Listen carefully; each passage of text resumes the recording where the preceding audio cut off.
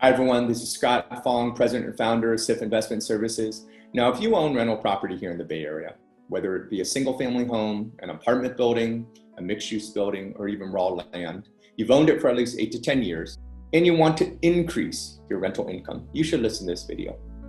Here's something you don't hear often. The Bay Area is at the bottom of a new real estate survey. Yes, Zillow report was looking at the hottest housing markets in the nation. So why is the Bay Area left out in the cold, and what does that mean for buyers and sellers here? Here's NBC Bay Area's Ian Cole. Generally speaking, the Bay Area ends up at the top of most real estate surveys, whether it's because we're in demand or because housing prices here are so high. But a recent analysis from Zillow predicts the hottest and most competitive markets in the new year, and we're nowhere to be found. Buffalo, New York was number one. Indianapolis was second. San Francisco and San Jose came in at the bottom of the 50 major metro areas. But why?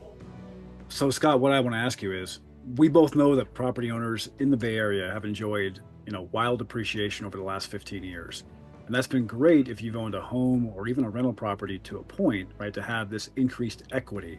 The problem that we're seeing and that you see every day is as your clientele nears retirement and they want to go from an equity position to actual income that they can spend, right, on a daily basis. Can you tell us a little bit the difference between the appreciation and the cash flow, and why, yes, it's been great over, let's say, the last 15 years, but again, from a cash flow or income perspective, why it's actually hurting you to have that much equity locked up in your property?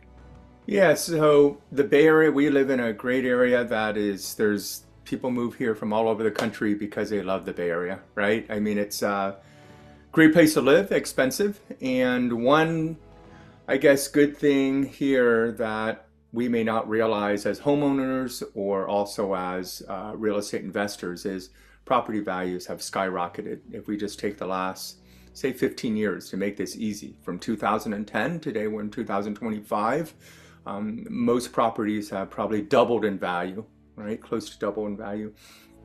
So let me give you a very easy example in realistic numbers. That $1 million home in 2010, yes, there were homes for $1 million back then that rented for $5,000. That's $60,000 a year. Maybe they netted $45,000 a year after everything, $40,000. So they net $40,000 on $1 million. That's 4%. That's not too bad for a home, right? So now let's fast forward. Now we're in 2025 and rents have went from 5,000 to maybe 6,000, right? But the home value has went from 1 million to 2 million. So now they have 6,072. Now they're maybe netting 50,000, $10,000 more than, 15 years ago.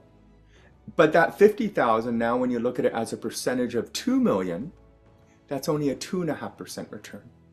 So in this particular case, we went from 4%, 40,000 of income relative to the $1 million value, to 2.5% return, which is 50,000 as a percentage of 2 million. So you can see in this is very typical. This appreciation of doubling, rental incomes didn't double in that amount of time. So what I hear from a lot of investors is, but I love this appreciation. This is great. Well, that was great when interest rates were 3%. And it may be great when you're 45 years old and you're busy and you're still in that growth phase. You want your assets to continue to grow. But now once you reach retirement or close to retirement, you can't eat off of that appreciation. You're getting a terrible return. Now your home is worth, you're renting for 2 million, you're getting 2.5% return. You could get 5, 6, 7% return by trading that to another market or another investment property type, like a triple net lease or even a Delaware statutory trust fund. So as you can see in this example, great that you had all that appreciation, but boy, are you leaving a lot of income on the table year after year now. Employment growth in those markets like San Francisco, for example, has kind of stagnated in the past year. The information and tech sector is often disproportionately affected by a higher for longer interest rate environment. The report takes into account Zillow's forecast for local home value growth and how quickly homes are selling. It also considers job growth per new home permitted. For the Bay Area, Zillow forecasts slow job growth and prices staying flat in San Jose and actually dropping by nearly 2% in the city. And so as housing demand has cooled over the past year, inventory has increased. And homes, especially in San Francisco, are sitting on the market for longer than they did before the pandemic. Where consumers and owners run into problem is when they fall in love with appreciation. Things are not constantly going to go up and up and up. Yes, they did from around 2010 to 2022. Historically, we had such great appreciation here in the Bay Area and around the US. Unbelievable after the mortgage meltdown in the late, in like 2008, 2009. Everything just went like this. But like everything else, it can't continue to go up and up and up, especially at now the new interest rates, which have more than doubled at 7% from 3%. So it's a good problem because now you can trade, owning property in the Bay Area, you could trade your home, your highly appreciated personal residence that you've lived in, whether you're single, married, you're empty nester, you have all this appreciation, $1 million, $500,000, $2 million.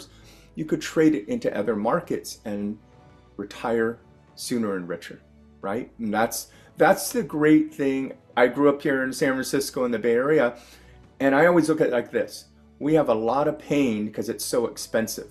And I have a different perspective than people who have come here for jobs all around the country, which pretty much everyone in San Francisco is a transplant. But I look at this as, wow, we put in this pain today of having all this appreciation, expensive property, but then we have all this opportunity when we're 50, 60, whatever age you are, and says, I want to retire sooner and richer. Well, guess what? Your home, you can trade to Arkansas, to Texas, to Oregon, to Montana, to Washington, D.C. even, which is an expensive market, but still not as expensive as San Francisco, to Florida. You have these options. So this is with a personal resident. That's awesome, right? You have these options. Being raised in a less expensive market is not a bad thing if you're raised in Arkansas, but you can't trade your $300,000 home into $1.5 million home without putting in more money, right? So coming the opposite way.